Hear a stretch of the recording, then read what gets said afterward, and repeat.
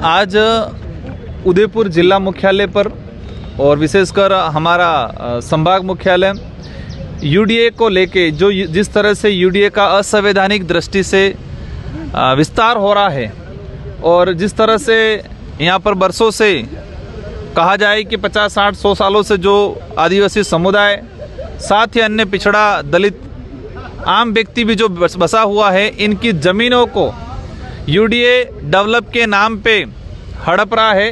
इस प्रकरण को लेके बिल प्रदेश मुक्ति मोर्चा के बैनर तले आज उदयपुर जिला कलेक्टर महोदय को ज्ञापन सौंपा गया है। ये बरसों से आदिवासियों के साथ अत्याचार किया जा रहा है, जल जंगल जमीन उनसे छीना जा रहा है।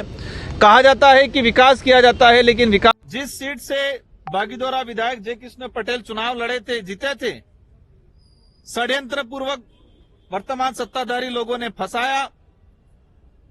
जनता समझ चुकी थी और वो विधायक फंसने के 1 महीने 15 दिन बाद बाई इलेक्शन होता है वहां पर पंचायती राज का, और जिस सीट पे बीजेपी 600 वोटों से जिला पंचायत समिति सदस्य 600 वोटों से बीजेपी जीती हुई थी, वहां बीजेपी बुरी तरह से आज हार गई।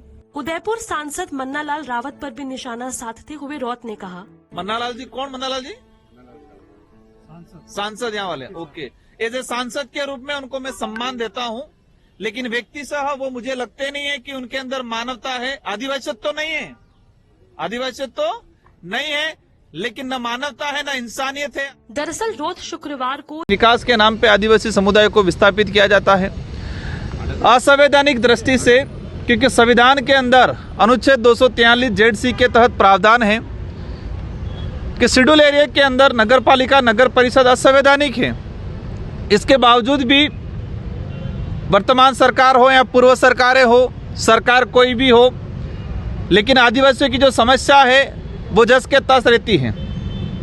वर्तमान देखा गया है, मैंने जो हवाला दिया अनुच्छेद 243 जेड-सी का, ये संवैधानिक प्रावधान होने के बावजूद भी न ऐसा कानून आया है, इसके बावजूद भी आदिवासी इलाके के अंदर नगर पालिका नगर परिषद असंवैधानिक दृष्टि से यहाँ पर लागू की जा रही है। और इसी को विरोध में आज बिल प्रदेश मुक्ति मोर्चा के बैनर तले ये ज्ञापन दिया गया है। कौन कौन से इलाके हैं जिनको बाहर रखने की मांग जो है वो कर रहे हैं? अभी वर्तमान के अंदर जो 70 नए गांव जो जोड़े हैं, 70 नए गांव को जोड़ने का जो प्रस्ताव भेजा गया है, इन सारे गांवों को, और हम तो कहते हैं कि आदिवासी इलाके के अंदर यूडीए होना ही नहीं चाहिए, क्योंकि असंवैधानिक है इस इलाके के अंदर। अगर है भी सही तो पुराना जो है उससे आगे नहीं बढ़े, और पुराने के अंदर भी जो आदिवासी दलित पिछड़ा जो जिनका मकान बना हुआ है, जब यूडीए ही नहीं आया था इससे पहले से मकान बना हुआ है, इसका जितना कब्जा है उसके कब्जे का उसको मालिकाना हक मिलना चाहिए। आपके